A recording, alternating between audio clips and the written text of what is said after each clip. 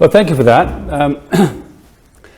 In fact, I'm going to tell you not very much about the actual Puss Moth, but I'm going to tell you about the four first owners of it from 1930 until 1936. But first of all, I'll just tell you a little bit about Puss Moths themselves so that you know what I'm talking about. This picture actually was a picture of, it's the frontis of a sales brochure for Puss Moths in 1930. Now that's my Puss Moth, pictured just south of Mont Blanc, coming up to Grenoble on the way back from Italy one day. It's as you can see, it's a monoplane, one engine stuck up the front, 140 horsepower. It's a great touring aeroplane, and they were very successful because most private aircraft before that time were open biplanes, which are generally a lot slower, but also quite uncomfortable if you want to go a distance. For instance, this aeroplane of mine, if I wanted to go fill the tanks up, I could go to Glasgow and back without refueling, or down to, the other day, in fact on this trip I went from Milan to Cambridge without refueling. Or I can get down to the south of France, which for something which was a private aeroplane in 1930 was pretty amazing. Because of that, they were used by a number of the famous racing pilots of the time. People like Jim Mollison, who was the first man to fly solo across the Atlantic from this side to the other side, about 4 years after Lindbergh did it on this way. Amy Johnson flew down to Australia, not in one of these, at least she did, but not initially. And when she got there, these Puss Moths had just been brought into production. And she was given one by de Havilland's, and she immediately went off and broke several records to South Africa, to Australia. The first solo flight to Tokyo from England was done in one of these. So they were pretty historic bits of kit. I've actually got some bits of newsreel which you might like to see. The first one is Jim Mollison arriving in New York after having flown solo across the Atlantic. Might make it work.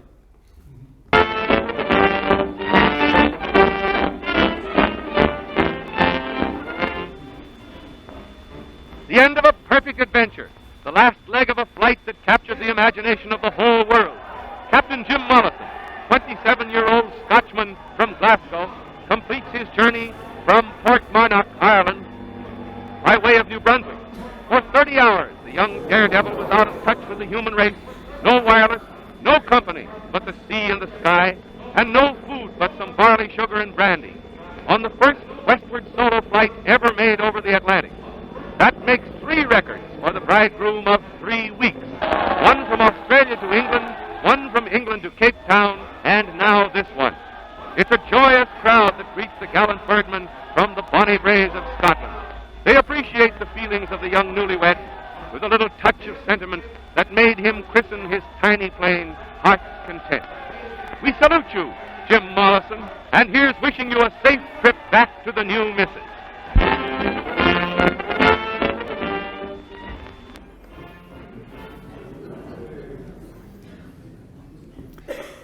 It is quite interesting, actually. Just a little piece of history is that Jim Mollison died in about 1955 of too much drink, really. But the very last flight recorded in his logbook is in my Puss Moth. Now, the next bit of film is the same sort of era. He was married to Amy Johnson for a short time, and they both feature in this little bit of a Pathé News clip. But the first one is a little bit about her flight to Tokyo, and the second one is about her beating the record that he made down to South Africa, both in Puss Moths.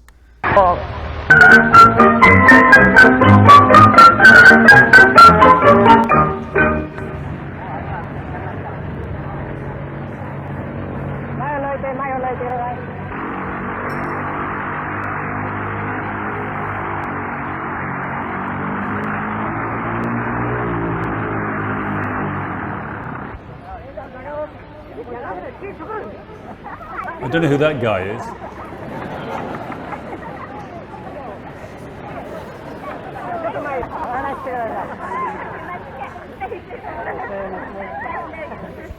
Hello, people of Tokyo. I'm very, very glad to be here. And I'm looking forward to a very happy stay for about 10 days.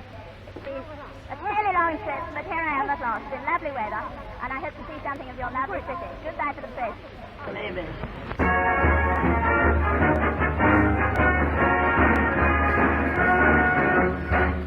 I am giving yet another sort of British movie tone news before starting off on what is, I hope, to be my third long-distance flight. This time I'm going to try to make the Cape in something under my husband's record time, which, as you will remember, was 4 days, 17 hours, 25 minutes. I know I shall have to work very hard to improve on that. It has been very little sleep, but my machine has a slightly better performance than his has, and I hope to make slightly faster time. I'm calling my machine the Desert Cloud.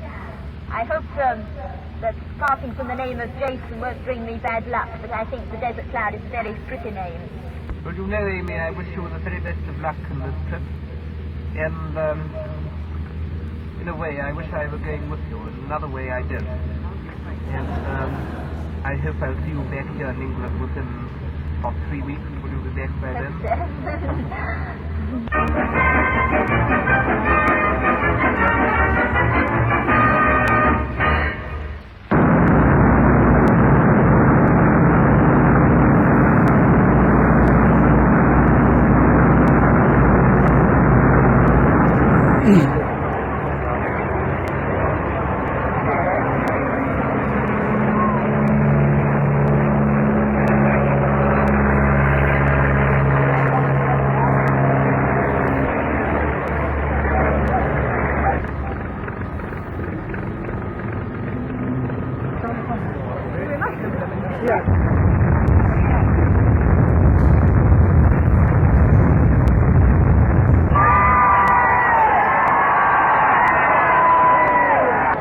I have very much pleasure in welcoming you here home today on behalf of the Secretary of State for Air, Lord Londonderry. I am also charged by His Majesty the King to convey to you his warmest congratulations on your remarkable achievement. And now I want us all to give 3 cheers for Amy Johnson. Hip hip! Hooray! Hip hip! Hooray! Hip hip! Hooray! Now a 4th one, a little louder. Hip hip! Hooray! Thank you very much indeed for giving me such a warm welcome here. I simply haven't words to tell you how glad I am to be back in London. If my trip has done nothing else, it has made me appreciate London more than ever I have done in my life before. I want to pay tribute to the makers of my Puss Moth aeroplane that has never lost a single revolution or given me any trouble the whole of the way. Please forgive me for saying any more, but I can't think on the spur of the moment of anything except to thank you from the bottom of my heart for your reception. Thank you.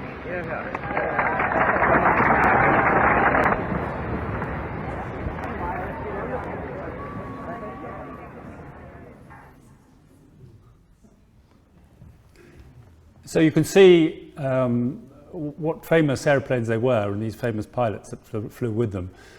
Strangely enough, my aeroplane is just rather older than those two. It was those two were made in 1932 and mine was made in 1930.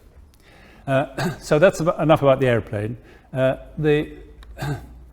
this lady here is called Diana Guest, and she was the first owner of my Puss Moth. You can see it's got the registration AAZP standing just by her. I'm going to take a little diversion now, and it's a bit complicated, so you may have to concentrate slightly, about her ancestry. Her father was called Freddie Guest. He was, by marriage, a cousin to the Duke of Marlborough, and also, therefore, a cousin of Winston Churchill. His grandfather had started a little engineering company with 2 friends, Mr. Keane and Mr. Nettlefold, And if you've been reading your newspapers, you'll have noticed that an English company called Melrose has just bought the conglomerate, which is now GKN. He was, at the time of this picture was taken, he was Minister of Air, he was a Member of Parliament. He was quite a gent. He got married to somebody called Amy Phipps, and she was a pretty sporting lady as well. And her father was called Henry Phipps, and he was a partner with Andrew Carnegie, and they got into a little steel business, which they eventually sold out, and Henry Phipps's share, if you put into, this was just before the First World War, but his share, if you put it into modern money, would have come to about £8 billion. He was a great philanthropist, and he spent a lot of money on all sorts of good deals, mostly in America. But it did mean that because of those two parents, a little bit of money trickled down to Diana here. I'll just tell you another little bit, which is part of the story too. The Duke of Marlborough married somebody called Consuelo Vanderbilt, and Consuelo had an extremely strong-willed mother, and with the Vanderbilt money, she decided that her daughter was going to come and marry a European prince, or preferably a king, or even at worst a duke. And so, to get familiar with the language and so on, she was sent to a finishing school in Paris, where actually she rather fell in love with a fellow called Jacques Bolsan, who's a Frenchman. Anyway, her mother was having none of that, so she was paraded around, particularly England, and the Duke of Marlborough at the time was trying to look after this rather large house that he had, Blenheim, which was falling to pieces, and she had a great deal of money, so a marriage was arranged. Actually, it didn't last terribly long. They had, I can't remember, 2 or 3 children, but after that, and after the First World War, they separated, and they bought a little house in France. I said there. So she and Jacques Bolsan got together again, and they bought a little house in France, where she lived for quite a long time. Now, some of the sort of coincidences which had happened in the history of this aeroplane are how I got to know the people who had owned it. Diana Guest appeared in the logbooks of the airplane, of course, so I knew what her name was, but I had no idea who she was. And in 1980, when I bought the airplane, there was no such thing as Google or even the internet, so it was quite difficult. But it just so happened that the husband of an old girlfriend of mine had been brought up as a young boy in New York during the war, and the apartment that they had was immediately below the apartment that Diana was living in, and so they got these two families got to know each other, and I mentioned this Diana Guest to this chap, and he said, "Oh well, I know where she lives," and so he gave me her address, and I wrote her a letter saying that I now owned the aeroplane which she had been given for her 21st birthday. She immediately picked up the telephone and rang me and said, "Come over to tea this afternoon." I might say that she had in the meantime bought the house in France which Consuelo Vanderbilt and Jacques Bolsan had bought. Anyway, I'll go back a little bit because Diana was given, for her 18th birthday, she was given by her father flying lessons and a little aeroplane, which is rather like this one. In fact, it's exactly the same. That actual aeroplane is the one that was used in the Out of Africa film. So she got that from her father. From her mother, she got given a French maid. I'm afraid I don't have a photograph of the French maid. I went to, when we'd made contact, I went to stay in France with Diana. Actually, no, I'll go back a little bit further than that. The reason that she bought her Puss Moth, or the Puss Moth had bought her by her father, was that she wanted to compete against him in the King's Cup in 1930. And there were several Puss Moths entered. This is a picture of the start of the King's Cup race, and you can see on the right-hand side there, Golf Alpha Alpha Zulu Papa painted black, which is her aeroplane. Strange enough, the aeroplane in the foreground here, which was done up specially as they called it a racing moth by de Havilland's, was much slower than the Puss Moth, so it didn't stand much of a chance. However, that aeroplane now still exists, and I don't think any other aeroplanes that started in that 1930 race do still exist. And I do have a photograph, perhaps I should have added it to this, of the two aeroplanes standing together. Anyway, so a couple of days after she had rung me, I got in the aeroplane and I flew across to her little house. There it is. It's a rather lovely house, and it came with a plot of land about 7,000 acres big. It had, at the end of each of those avenues, water avenues, it had fountains that you could turn on from the house. It had black swans swimming in the lake, which she had to feed every day. When I went over there on that very first time, you can't see, but on the right-hand side of this picture is a rather wonderful garden. And at the end of the garden, there is a mill, because this house stands on the confluence of the River Eure and the River Marne, I think. It's just up the road from Giverny, where Monet's house is. It's a lovely part of the world, quite close to Dreux. Anyway, so I arrived there and we had a lovely cup of tea and we got to know each other. I'd parked the aeroplane up the road a little way. And it came quite clear that after tea I was supposed to disappear until dinner time. Would I like to go up to my room, or perhaps I could go to the orangery and have a look, or the library was a bit further down, or perhaps I'd like to walk in the garden. And so I elected to walk in the garden. It was a nice summer evening. And as I walked down the garden, down on the right-hand side of this picture, every time I came across a gardener, they would stand up and doff their cap and say, "Bonjour, Monsieur Williams." And I thought the organisation that has got that going was pretty impressive. She had some horses racing at Deauville. And I might say, since we're in racing country rather here, that one of the most famous horse that she owned was called Be My Guest, which is a famous sire, I gather, from that time. I'm not a racing man myself. Anyway, I said, well, look, let's hop in the aeroplane. We'll fly up to Deauville. It's not very far. And I can remember that as we flew across the fields of northern France, she said to me, "Do you know, I haven't sat in this aeroplane for 50 years, and it's the first time I've ever sat in the back."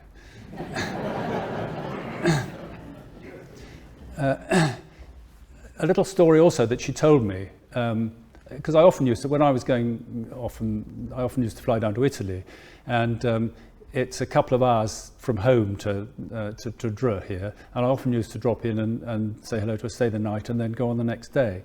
And so she used to tell me lots of stories about flying. And one of the things that she told me with her, when she had her little gypsy moth, was that when she was 19, she said, "Oh, Daddy, wouldn't it be fun if we had my little gypsy moth down in Kenya, where they had a farm?"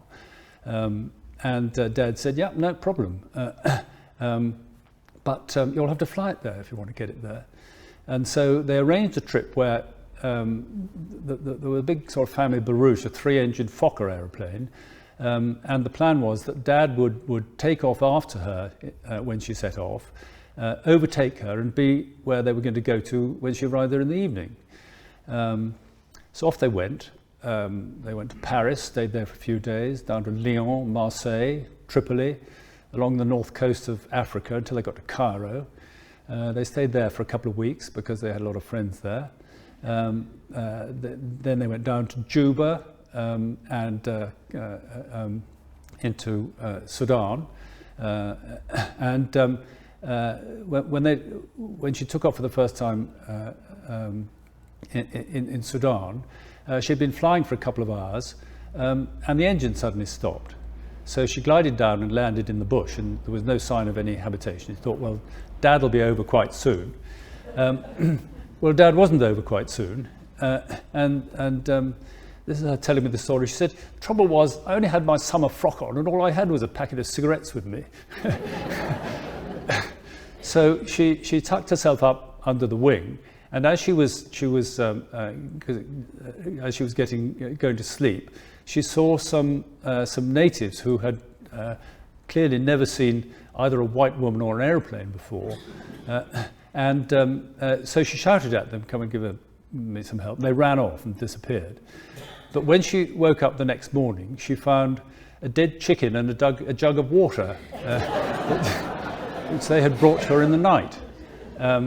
Anyway, the following day, Dad didn't show up. The day after that, he did. And they landed next door. The mechanic jumped out and mended her engine for her, blocked up with guns or something. So off she flew down to Kenya. And they'd been down, the family had this farm down in Kenya. But, if you remember, it was rather like out of Africa. It was white mischief country. And she was apparently a very good shot. And an occasion arose when they were charged by an elephant, and she shot it. And when it fell down at her feet, she was so ashamed of having destroyed this wonderful animal that she decided that she would never shoot another animal again. And she, in her rather older age, became, I think, chairman or president of the World Wildlife Fund. She was actually a very skilled sculptress, among other things. And down in the mill, to the right of this picture again, during the 20s, when he was out of political activity, Winston Churchill used to spend quite a lot of time down there, and he made a studio in the mill, and he did a lot of painting there. And in fact, this house had got a lot of Winston Churchill's pictures hanging on the walls. Anyway, Diana decided that she would make it into her sculpture studio, which is what she did, and she made some enormous sculptures. And for instance, there was one and a half life-size sculpture of a horse lying on the lawn in front of the house. And she had a tough little Frenchman with a pneumatic drill who used to knock off the big lumps, and then she'd do the small lumps afterwards. When she anyway, we Penny, my wife, and I often used to go and stay with her, and it was rather nice to see her. I think, yeah, there she is in her, as I knew her. Standing next to the aeroplane again. One little thing I forgot to tell you about her mother was that soon after Lindbergh had flown the Atlantic, she decided it'd be rather nice to be the first woman to fly the Atlantic.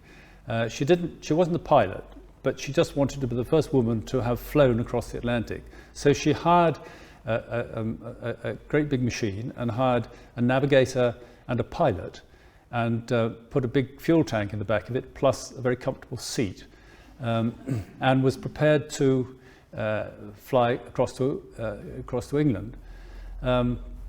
However, her family rather got at her and said, look, an awful lot of people have tried to cross the Atlantic and have disappeared forever and have got lost in the sea. So eventually they decided not to do it. And she said, well, since I've made all these preparations, perhaps I can find some other lady who would like to sit in there and fly across and become the first woman to fly the Atlantic.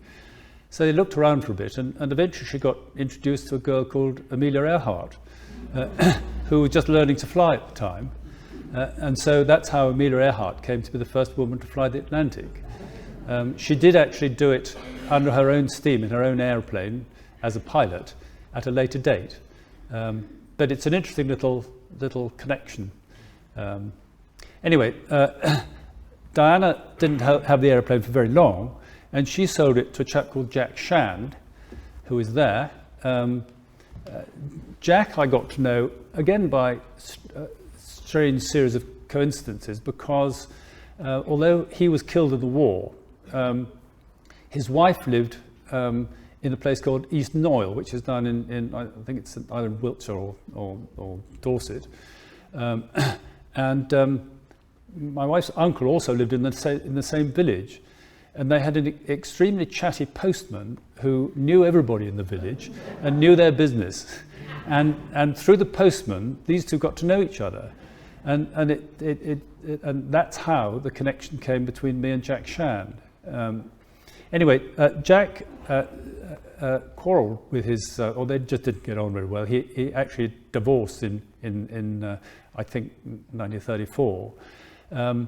But he had a Labrador, which is a very fine animal, and he had a friend who was the military attaché in Cairo. And this friend had said, look, if your dog ever gives birth to some puppies, can I have one? And it duly gave birth to some puppies. And so Jack, since he hadn't anything much holding him in England at the time, had a little basket made, put it in the back of the aeroplane, and flew down to Cairo. He had a friend called Alan Muntz, whose stepson's somewhere around here. I can't see him. And they started an airline because they wanted to make some money at it. And so this aeroplane became the first aircraft to make a commercial flight in Egypt. The company has gone through many changes, but it's now called Egypt Air. And they used this aeroplane for doing charter work, taxi work. Eventually it wasn't really commercial, and they got bigger aeroplanes. But there's a picture of it here. Oh, well, no, that's a picture of me with his wife, Ruperta Shand, down at Compton Abbas. But the next one there, the company was called Mizza Airwork. And there it is. That Puss Moth there actually isn't my Puss Moth. That's one that they bought subsequently.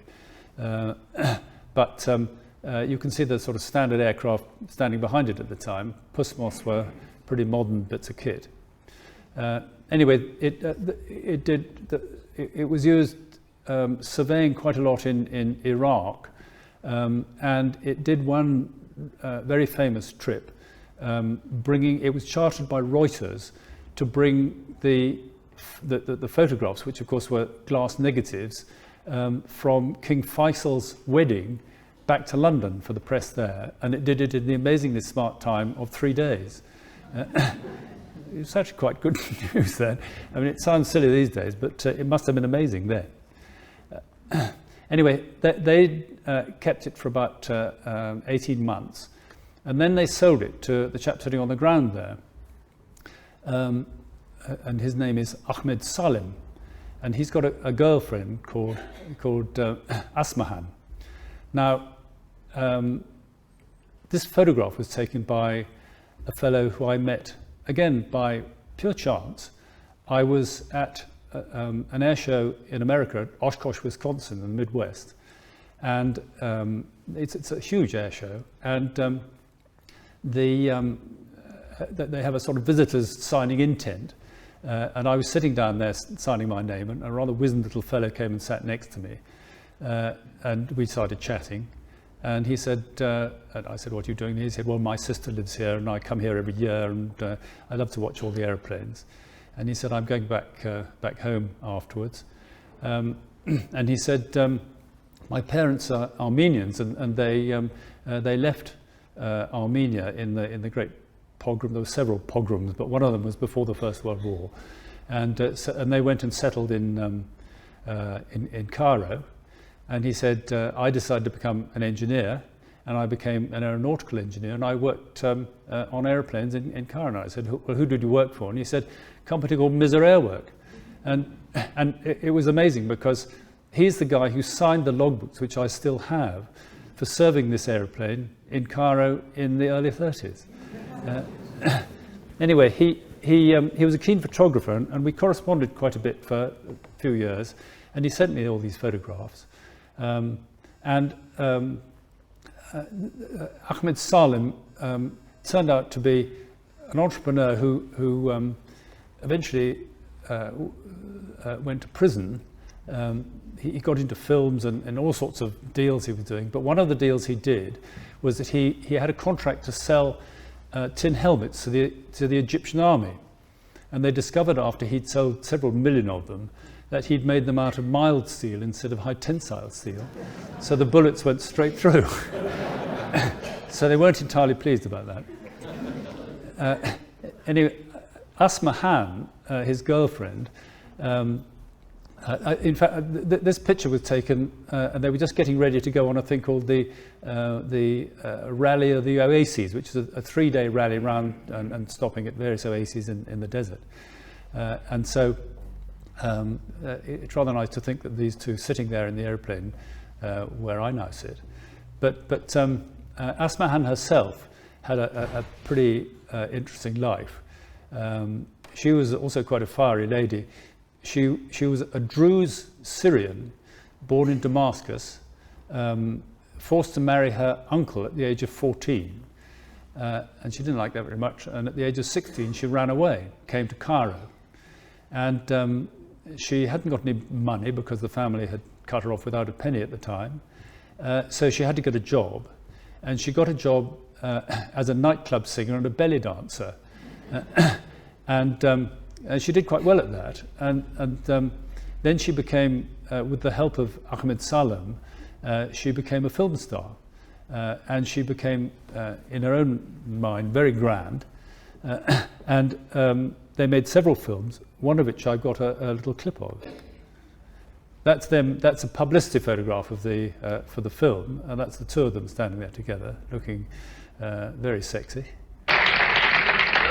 برافو برافو. أنا ما كنتش عارف يا دكتور بشارة إنك شاعر عظيم. إيه شو عم بتقول يا جمال بيك؟ أنا بنظم الشعر قبل ما أزمط من بطن أمي. تزمط؟ إيه؟ شو ما بتعرف عربي؟ يا عيب الشوم. To do your own translation.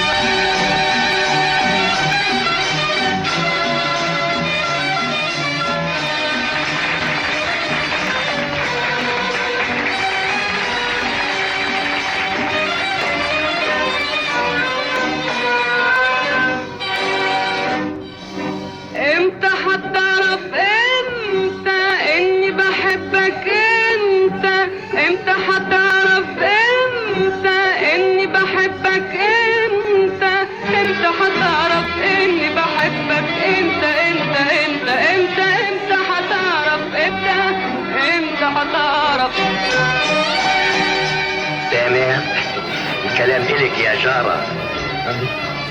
حضرتك بتكلمني؟ نعم. لا غلطان يا بيي، عم بقروش بحكي مع حالي.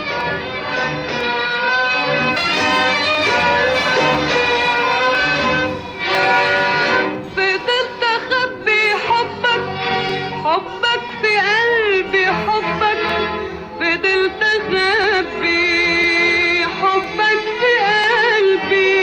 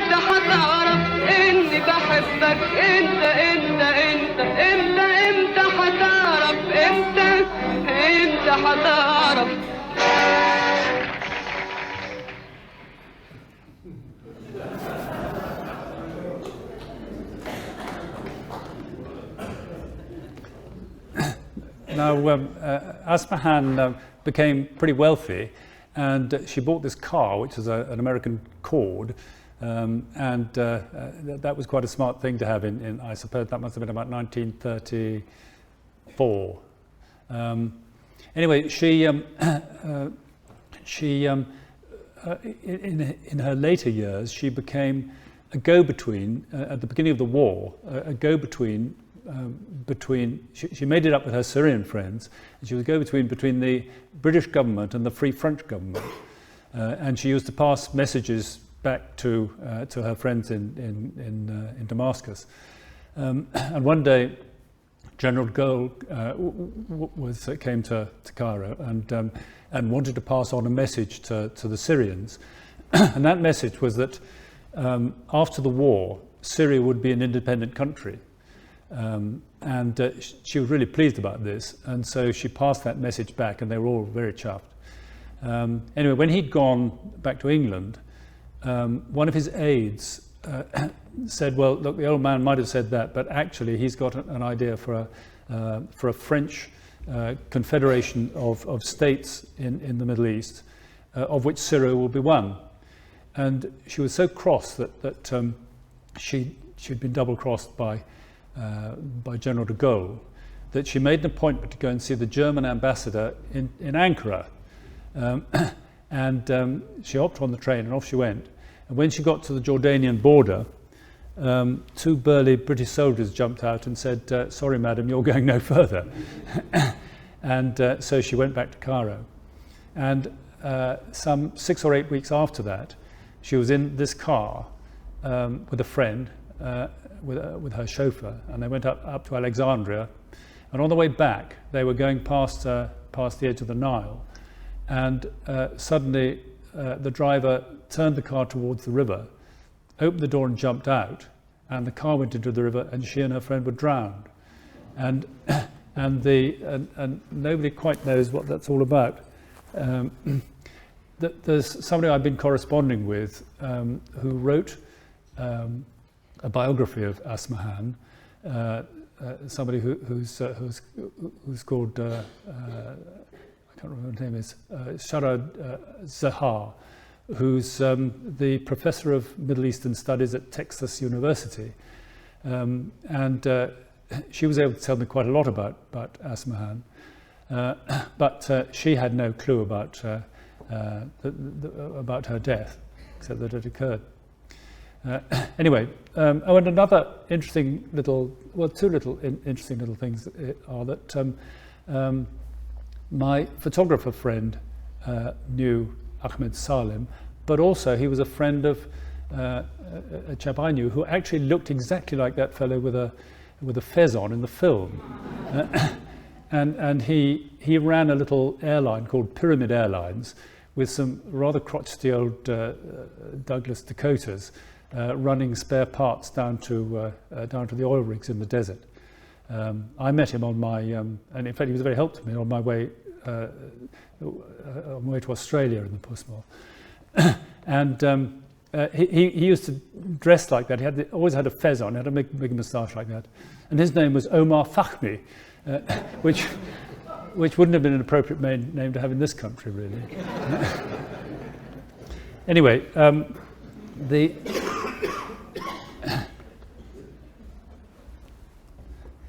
technical problem here. The next owner of the airplane was this fellow called Manmohan Singh, who is a Sikh, as you can probably guess. He is quite a wealthy chap. He came over to England and studied aeronautical engineering. I got to know him. He was actually killed in the war. I got to know about him, shall I say, from two people, one of whom is just a Sikh friend of mine who lives in Delhi, who knows his now quite old but much younger brother, and he told me a few stories about him. And the other one was a chap called J.R.D. Tata. And the reason I got to know J.R.D. Tata was because when I was flying the Puss Moth down to Australia, one of the legs of the flight, or two of them really, were from Karachi to Ahmedabad, which is in Gujarat, and then down to Bombay. And J.R.D. Tata had started Air India with a Puss Moth flying that same route. So I wrote to him, and he was at the time chairman of Tata Industries, which, as you know, is a vast conglomerate. And he always wrote back to me in his own fair hand, which was amazing. He's quite an old man by then. One day I got a call from Tata Industries Great Britain saying that the great man was in Paris at the time, and he was on his way to New York, but if I wanted to have a chat to him and he'd like to talk to me, then he would divert to Heathrow and catch the noonday Air India Jumbo to New York. So of course I shot up to Heathrow and sat down with this old gentleman. He told me all sorts of wonderful stories about this man, Manmohan Singh, and his own experiences flying back and forth to India in those days. Well, I won't tell you all of those, but I got to know him sort of well. After we'd been talking for quite a long time and consumed quite a lot of cups of tea, a chap from Air India came up to him and said, "Excuse me, sir, we've kept the aircraft for half an hour. Are you likely to be much longer?"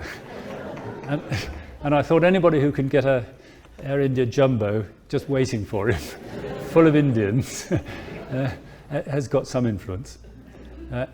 Anyway,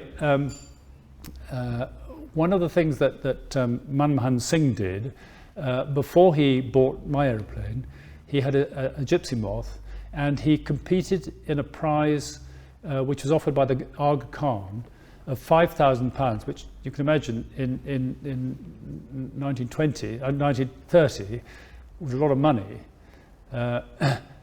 Offered it to the first Indian to fly between England and India in either direction. And J.R.D. Tata competed, and Manmohan Singh and a chap called Aspi Engineer. J.R.D. Tata told me that when he was competing, they had started about the same time. Tata had started from England, and Manmohan Singh had started from India. And as he was flying over the Syrian desert, he noticed a little biplane parked down in the middle of the desert, and he thought, "Oh crumbs, well that's Manmohan, I'd better land and see if he's in trouble." So he landed and found that actually Manmohan Singh had seen a little antelope down there, and he thought he'd have a pot shot at it, so he landed. Anyway, so they greeted each other and then flew on in different directions. Manmohan Singh actually won the prize, but since both he and Tata were actually fairly wealthy people, and Aspi Engineer was not, Manmohan Singh gave his prize to Aspi Engineer because he thought he was a good fellow and needed encouraging. And because of that, the Maharaja of Patiala, who was, and Patiala was the capital of the Punjab, and at that time, of course, I mean, the Punjab's probably the largest state in India anyway, but at that time it was nearly twice as big because it included all the bit that is now in part of Pakistan. So Manmohan Singh flew it down to across and up, I suppose, to Patiala, and had one or two little excitements with it there. And then in 1936 he flew it back to England and joined the Air Force. We're going to go back to the Maharaja quite soon, but I'll just show you a little thing. First of all, that's him having just competed in his Gypsy Moth in the Aga Khan's prize. And that is a book which just shows a picture of J.R.D. Tata and his Puss Moth, and a Puss Moth which is now, in fact, in a it's in the old sort of central building of Safdarjung Airport, which is the old Delhi airport. It's on display there, and as it happens, I've given a talk standing underneath it. Anyway, and there's a picture of his license. He had license number 1 in India.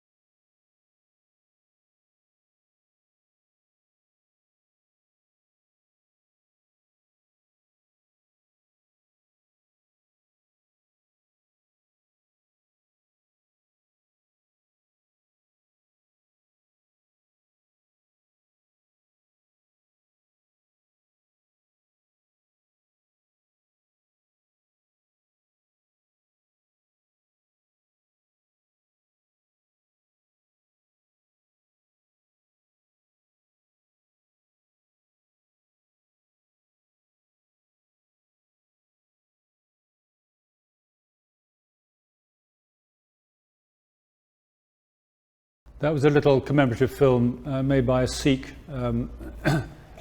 broadcasting company. That's the Maharaja, his boss. And although he's not directly connected with my airplane, I thought you might be interested in just hearing a little bit about him. He was immensely wealthy. For instance, he entertained the Prince of Wales to dinner one evening, and he had a dinner service made out of solid gold for 50 people, and it was used just once, and it was sold a couple of years ago by Christie's, and it was a 3-day sale selling this dinner service. He's also famous for having walked into the Rolls-Royce showroom in Bombay, and he wasn't quite obviously dressed like this because the salesman didn't realise quite who he was, and rather implied that possibly he wouldn't be able to afford one of these expensive motor cars. So on the spot, he bought everything in the showroom for cash, and he had them shipped back to Patiala. He cut the backs off them and turned them into dust carts, just to show who was boss. He was also very keen on cricket, and he was a very good player apparently. And there was an occasion when he wanted to play in a particular match up in Simla, which is up in the foothills of the Himalayas, not very far from Patiala. But the Viceroy at the time said, frightfully sorry, it's Europeans only up here, none of you foreigners allowed up here. And he was so cross about this that he bought more or less the next mountain over, and he had obviously 10,000 coolies to flatten the top of it, and he made his own cricket pitch there within sight of Simla. and I was there not all that long ago, and I can show you some pictures of it. Wait a moment. Oh no, this is actually one of his inventions, a steam-powered tram, which is, as you can see, half locomotive, half tram.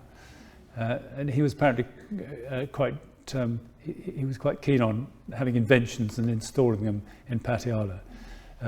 He built the airfield there, for instance.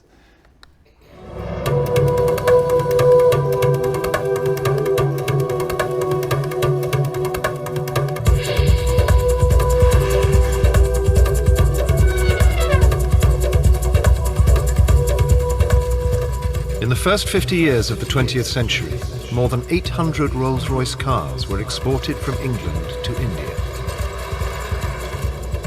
In a sustained period of motoring madness, the Rolls-Royce name became an obsession for a group of Indian Maharajas. Money was not a consideration, as the princes tried to outdo each other with the sheer extravagance of their cars.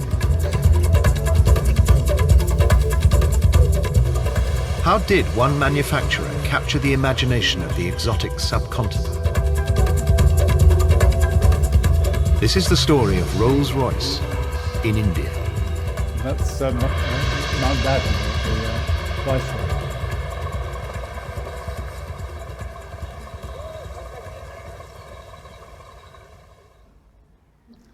That was just a little clip from a film that a friend of mine made about Indian Rolls-Royces, which I thought you'd like to see. Anyway, this is the cricket pitch, as it now is. Sadly, they don't actually play cricket there anymore. But it is used every day, and that's the sign outside it.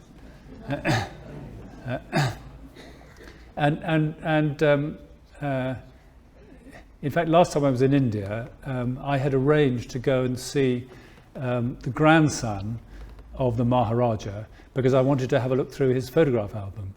And this was arranged, and then just before that happened, the earthquake happened in Nepal. And he was, because he's a politician, he was tied up and couldn't come back to Patiala for the weekend. And so I never got a chance to look at those photographs, which is rather sad, because rumour has it that my aeroplane has actually landed on the cricket pitch. And you can see it if you could get up to that height, it wouldn't be very difficult to drop the aeroplane on there, and taking off would be really easy because you just fall over the side.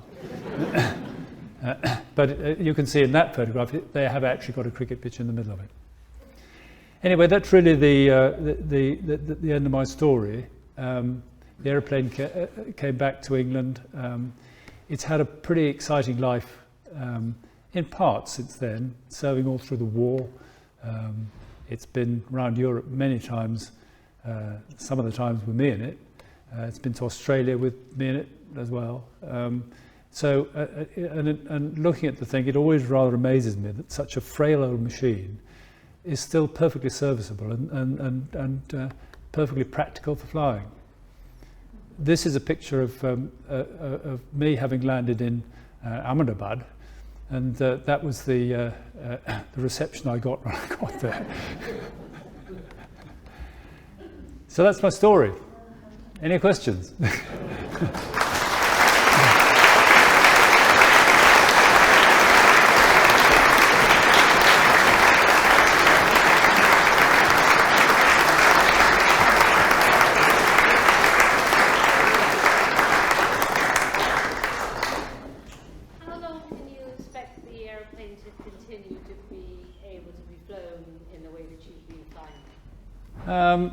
Well, there's really no reason why it should stop.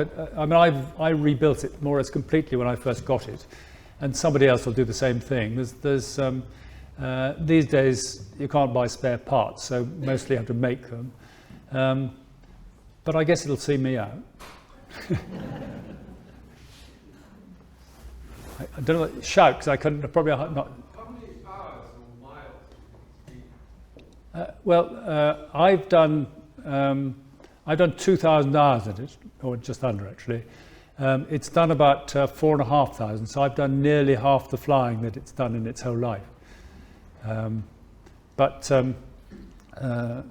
it still works okay. I don't think it's worn out. I mean, it does have to have a certificate of airworthiness every year, so so it should go on. Mind you, we're going to be raffling this prize to fly in it, so you can throw away your raffle tickets now if you like.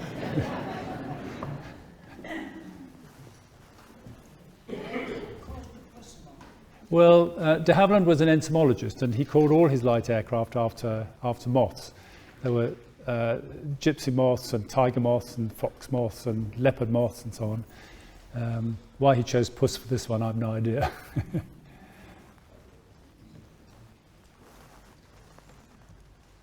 So what engine does it have? Sorry, What's the engine? It's the second engine that it's used. Well, actually, it's a bit like grandfather's old axe. It's had 3 new handles and 6 new heads in its life, but it has got it started life with what's called a Gypsy 3. It's now got a Gypsy Major, which is just a little bit more powerful, which is what I like because it means I can get out of our little field more easily. But basically, it's the same as it had when it was new. Was it made by de Havilland or? Yes, they designed it. Designed by a chap called Frank Hurl. De Havillands made them initially. Funny history, really, because after the First World War, there were lots of V8 Renault engines available, and de Havilland bought a whole lot of these things and basically sawed them in half, so they were 4-cylinder engines. And it's a development of that. And there's actually, for those of you who are engineers, there's a strange quirk there, because all these Renault engines had metric threads, but de Havilland's employees all had imperial spanners. So all the nuts and bolts have metric threads, but imperial sizes on the outside. So it's a bit of a nightmare unless you've got all the kit to do it. Tim, Yeah. I hope you're putting this into a book. Well, possibly. In a funny kind of way, since I've had the aeroplane, I've all these bits of information have sort of dropped into my lap. I haven't really tried terribly hard to collect them together. I rather feel that if you write a book, you freeze the history, and I'm so in a kind of way, I'm actually a bit undecided, because obviously it's good to have it recorded, but it always seems to be expanding, and so I think by the time I sat down and written a book, there'd be lots of bits that I'd wished I'd put in. So yes, I haven't written a book. I did actually write a book about my trip to Australia, and I offered it to several publishers, and because there was no death or sex in it, they weren't terribly interested.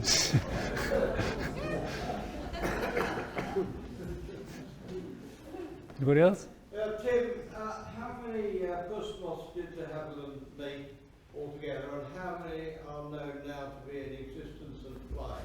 Well, I think I can't remember quite how many, but it was around 200, just under 200, I think. Some of which were made in Canada. They shipped out kits of aircraft to be made there. To my knowledge, there are 11 in existence now. I think just today there are only 2 that fly, although there are several. No, probably 3 actually. Although there are a number which are in restoration. I've actually got another one in my shed at the moment, which belongs to the Science Museum in Milan, and although it will be in a condition to fly, it will never be just generally flying about, because they want it back in the museum. But that one hasn't flown since 1936, so it's fairly original. Yes. Could you tell us something of its wartime history? Its wartime history, did you say? Yes. Well, yes, it was actually, for most of its wartime history, it was, well, at the beginning of the war, it belonged to a chap who was a test pilot at Castle Bromwich with Alex Henshaw. And actually, Alex Henshaw flew it on his 80th birthday, which was rather nice to have it in its logbook. But most of the time, it was based at White Waltham with the ATA. and just used as a hack for going around, taking a couple of people off to a factory, and then each of them would jump into something else and deliver them to the squadrons. And it was sort of surplus at the end of the war, and it was, well, I'm the 13th owner, so there were 4 before the war, 5 before the war, and then the RAF, and then the rest of them before I had it. You just tell the story of how you sourced an airspeed indicator. Sorry, I can't hear what you say. You tell how you sourced a spare airspeed indicator at one stage. How many? How you got hold of a new airspeed indicator at one stage. A new what? Airspeed indicator. I can't hear what you're saying. Oh, an ASI? No.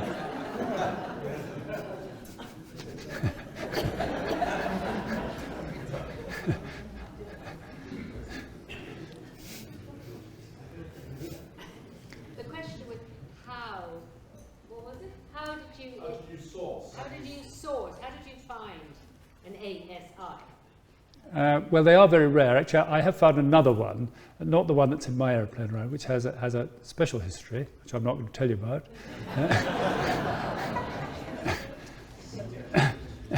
I found one in New Zealand, actually, for this one, which I've put into this one, the Italian one that's in my shed.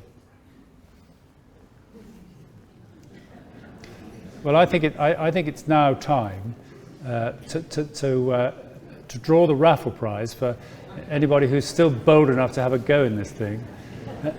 And so there will be a few moments where, if anybody's crazy enough to actually want some more tickets, they are available for sale at £5 each. And the bar's open again.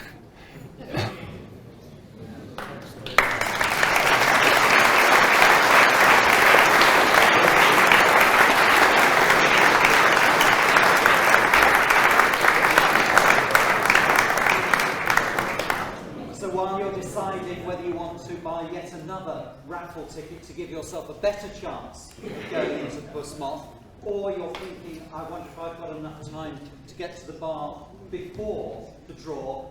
We've got a few minutes, perhaps 5 minutes, before we actually do the draw.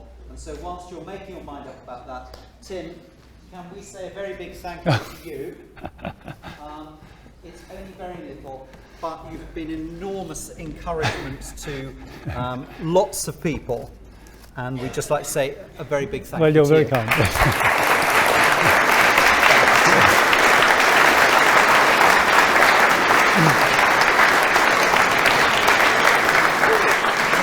And I have to say, I think we've raised about £3,500 for Baden Church too.